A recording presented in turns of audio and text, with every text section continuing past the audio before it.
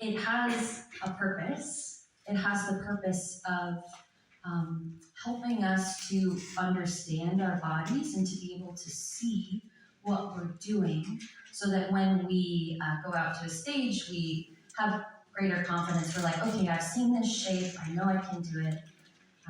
And then, yeah, helps us to just do a good job in ballet, basically. It gives us feedback, as I've kind of already mentioned. So we look in the mirror, we receive feedback, and then go forward to become better dancers.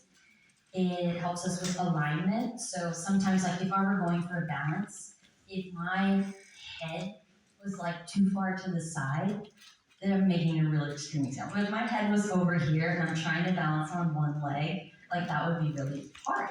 So like the mirror helps all dancers to be able to see what our bodies look like so that we can make adjustments to be better dancers. And then the other part about the mirror is that it helps us to make beautiful shapes. Because with art, we want to share beauty. We don't just want to get up and share something. We want to share something meaningful and beautiful. And the mirror can help dancers to achieve that effect. But for all the good things that the mirror can offer, there's this really fierce cons to the mirror. And the one that comes to mind first is that it triggers an obsession with your body.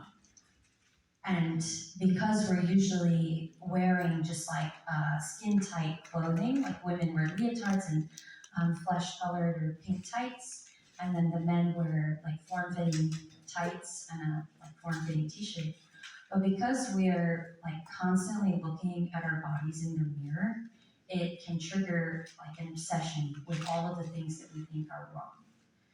And that is harmful, and that like prevents us from just excelling in using the gifts that God has given us. Another con of the mirror is that we can become too reliant on the mirror to the point that when we get to the stage, we can't find our balance.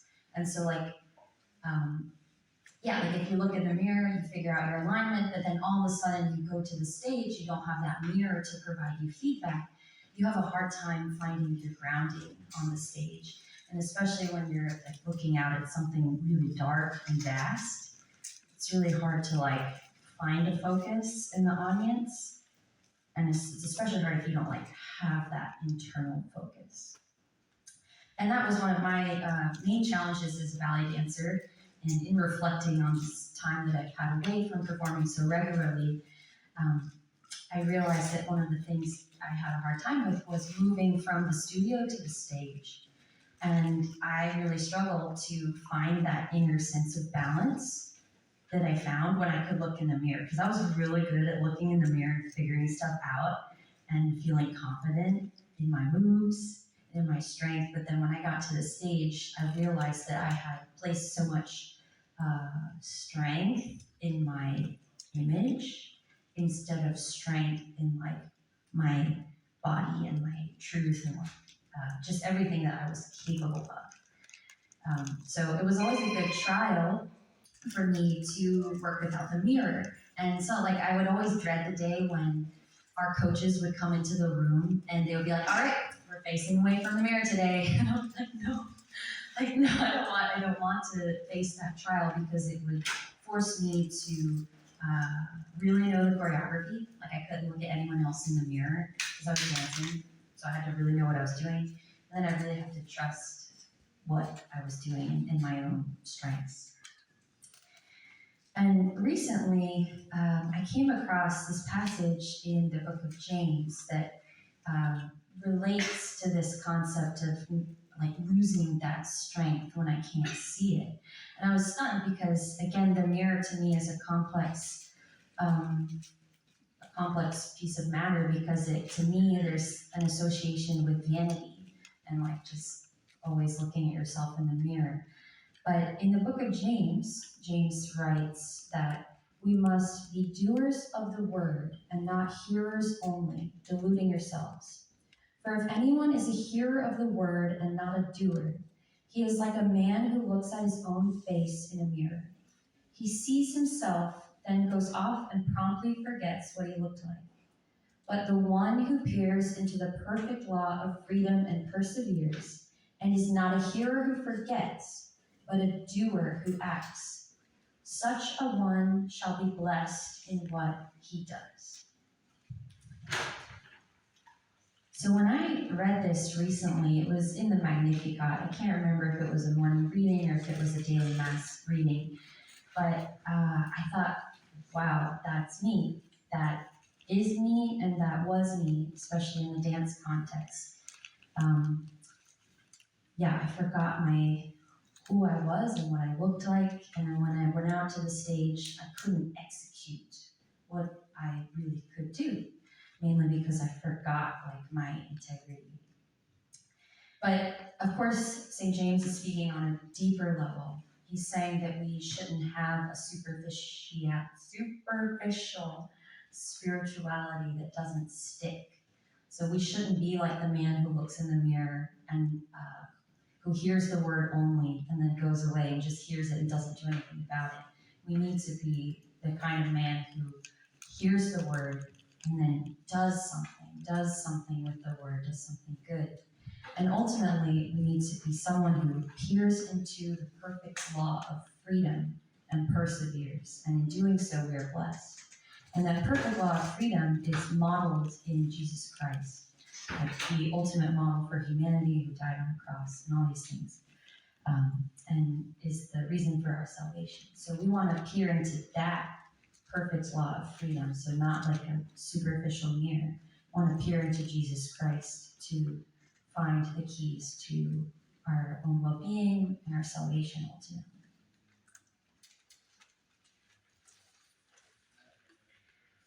Early on in my career at New York City Ballet specifically, I didn't have the kind of faith that was rooted, that was like a doer kind of faith. I just had the hearer kind of faith who just heard the word and kind of let it wash over me. I didn't do that much about it. And it was for that reason, I think I experienced a lot of trauma, for lack of a better word. And one of the ways that it manifested was that because I didn't have a true faith that was grounded in Jesus Christ and in the teachings of the church and in a regular, robust action of faith, I let my value be placed more in worldly things, like the bad kind of mirror. And I suffered a lot from perfectionism and the fear, specifically the fear of messing up or the fear of being less than. And unfortunately, when your job is performing on a stage, that's really tough to handle. And so I remember, after performances, I would internally agonize over the littlest things. And sometimes they would be things that no one else could see. And sometimes they would be like really big things that everyone could see. But I agonized over both of them. And I mean, to give you an example, maybe I was supposed to give my partner my hand on the count of 5 and do a turn with him. And instead, maybe I was a little late and I did it on count 6.5. And I was not unified with the other dancers. That's the kind of little moment that I would internally agonize over, and that caused me a lot of pain. And looking back, I realized that I had struggles that were valid. I have a body that's loosely jointed, so that means that I'm prone to injury if I'm not careful, and so I have to do a lot of things to keep my body strong. And I was too reliant on the mirror, as I've already said, so I didn't have a strong sense of balance. And then I wasn't living in balance. Because the New York City Ballet schedule is so rigorous, and we perform 6 days out of the week, and we rehearse for maybe somewhere between 6 and 8 hours a day, and then put on makeup in the evening and perform at night. We do that 6 days a week, and sometimes you're doing multiple ballets in one evening, so it's very intense.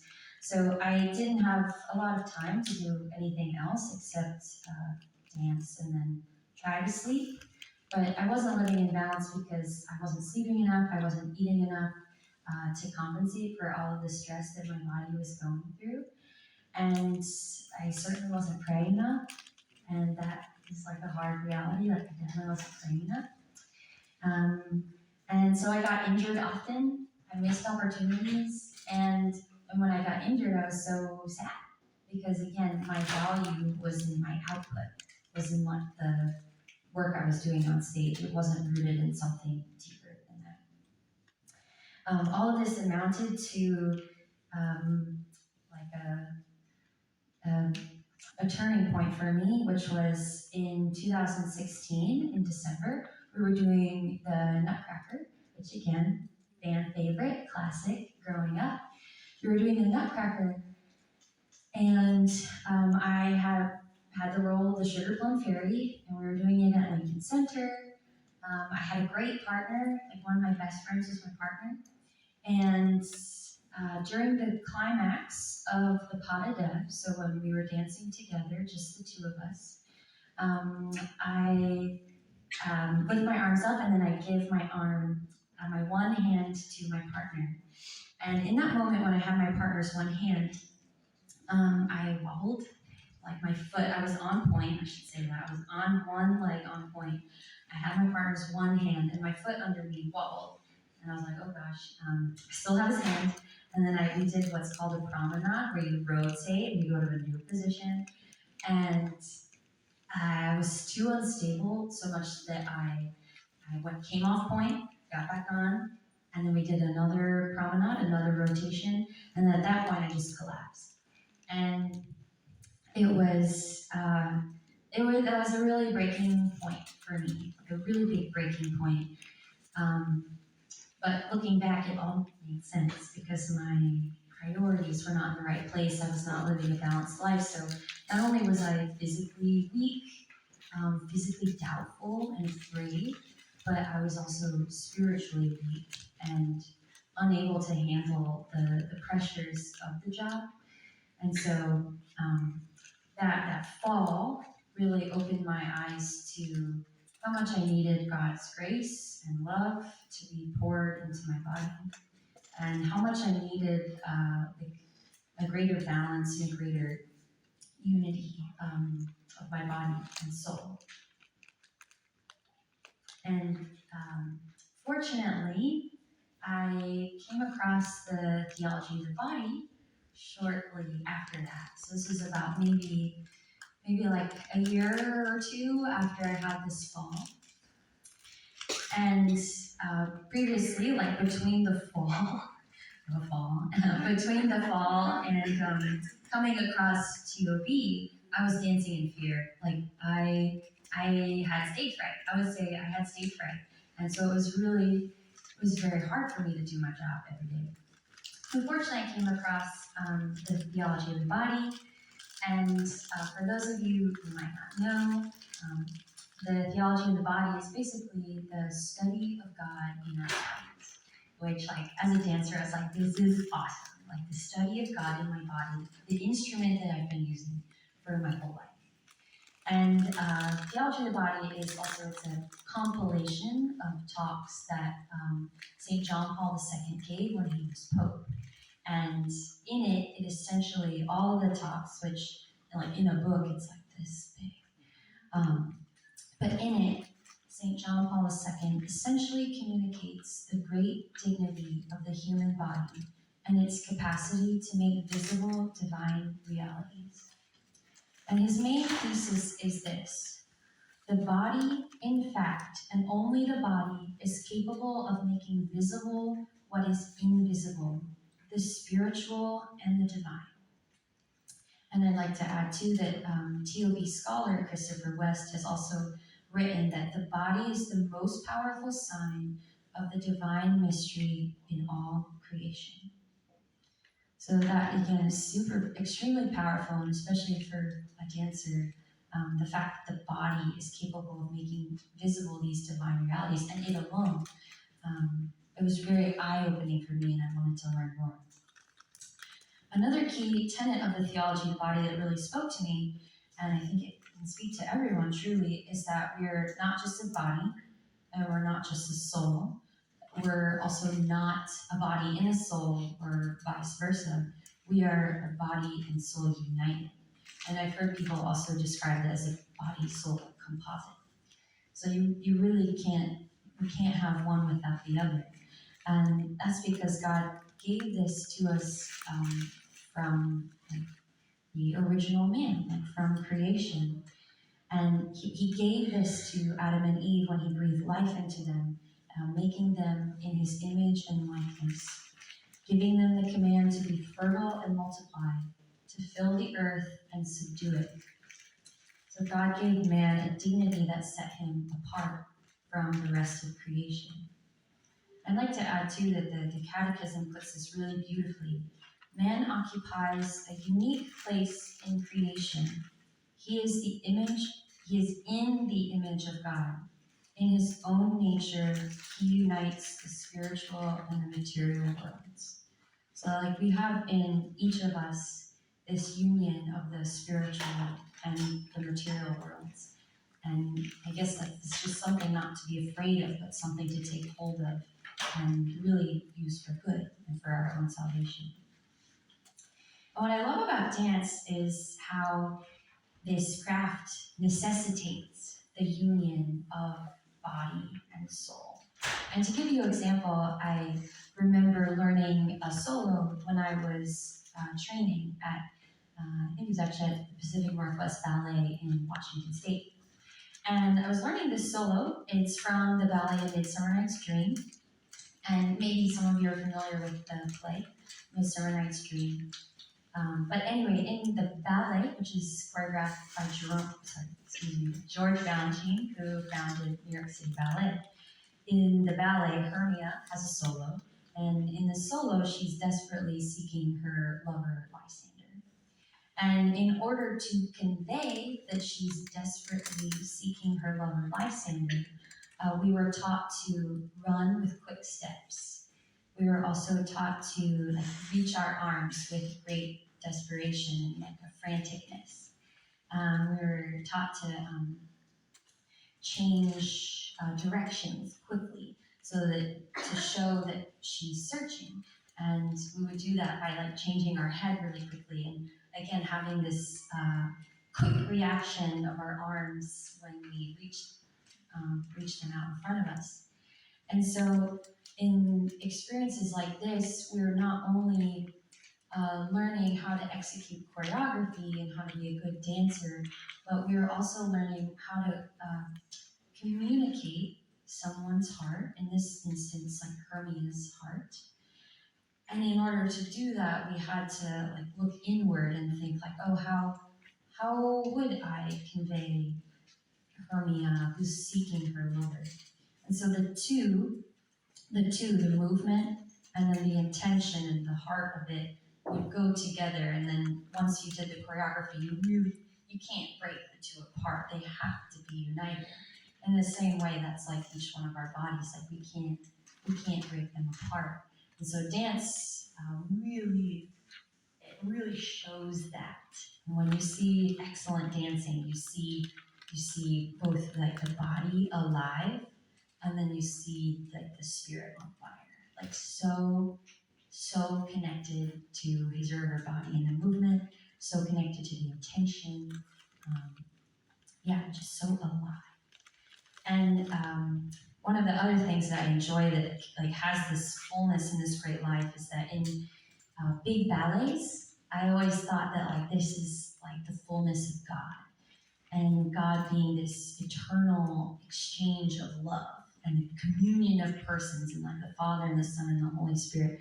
So so much unity had to happen in a big ballet in order for it to work. And I mean, there were sometimes we had little kids in the ballet, we had duets, we had group dances, we had lights, costumes, big sets that required assistance from people behind the scenes that you can't even see when you're watching. So this other part of unified bodies and souls, it was just expanded when you have a big cast and lots of sets and things. And I always thought that is like the fullness of God, like here on earth, it's like in this huge ballet that took a lot of work, but was awesome and beautiful.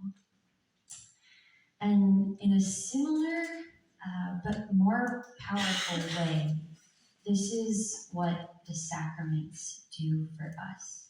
Is that in the sacraments, the material world and the spiritual world come together, and it's this beautiful, powerful, life-changing meeting of the two. And I'd like to read a little from the Catechism.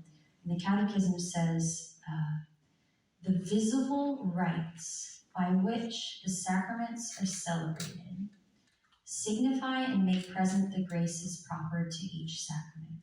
So like the pouring of water over someone in baptism is like the cleansing of sin, the washing away of original sin.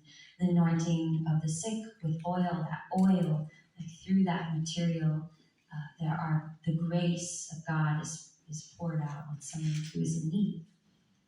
And then it also bears fruit. So through the sacraments, they're not just something we do, that they bear fruit in our bodies and in our lives. And so through physical means, again, God's grace is signified and made present. And one of the sacraments that we can all access regularly is the Eucharist, the daily Mass, like Jesus' body and blood made present in the Eucharist, and how the material of the host becomes, through the sacrament of the Eucharist, becomes the body and blood of Jesus Christ, and that we actually get to like take in that, to like consume Jesus' body every day if we wanted to, and how life-changing that is, because it's not just something we do, it's actually meant for our own good and salvation. A few years ago, I came across an image of the Eucharist that, again, it caught me at a moment when I really needed help. And so after I had my fall, I came across the Theology of the Body, and God started to work in me like this healing process of like, your body is good. Don't worry that you fell. Like, you can get up. You're still good. I'm still here. But he was really calling me to go deeper. And about 2 years ago, I came across this image, and it was from the Reform Wellness organization. And Reform Wellness is a Catholic-run holistic health organization that I took a course from, and I learned a lot from this course. And in it, there's one of their key points is that like when your life is rooted on Jesus and it's rooted in faith, all the other parts of your health have the potential to flourish. And the image that I'm thinking about, they have a Eucharist is in the center, and it's a monstrance. The Eucharist is in the center, and in the center they have the words written faith. And then all around them, like the rays of the monstrance, are written things like sleep, nutrition, stress management, community. All these different parts of our health. Play is one, like healthy, joyful play. And that to me was a game changer, because it was a very a physical representation of how I can re-center my life. If I put Jesus in the middle and cultivate a relationship with God, then all of the other parts of my body can flourish. And as I mentioned before, I struggled with sleep, and I struggled to eat enough at the time when I was dancing, and also to just be not stressed, because my job was very stressful. So anyway, seeing this image with the Eucharist in the middle showed me that it's possible to have a flourishing life. And to the extent that I cultivate that relationship with Christ is the extent that all of those other things will flourish in my body. And when I had this encounter with this image, things started to change. And these were in my final years at New York City Ballet. So about 2 years ago, it was after the pandemic, and I was returning to the stage, which was a huge hurdle, again, for someone who I would say like struggled with that stage fright. It was like I had to come back to that world that I left, because during the pandemic we didn't do anything on stage. So anyway, with a better grounding in my faith, I was able to let go of a lot of my attachments to perfection. I was able to let go of like my own vanity and just like looking in the mirror for gratification. And I was also able to like let go of this grasping for glory, because in the performing arts, like you get applause when you do something. And so when I returned to New York City Ballet after having gone through the pandemic and cultivated a more regular like prayer routine, reception of the sacraments more regularly, going to confession again, because that's something that I let go of just because I didn't realize that I had to do it at a young age.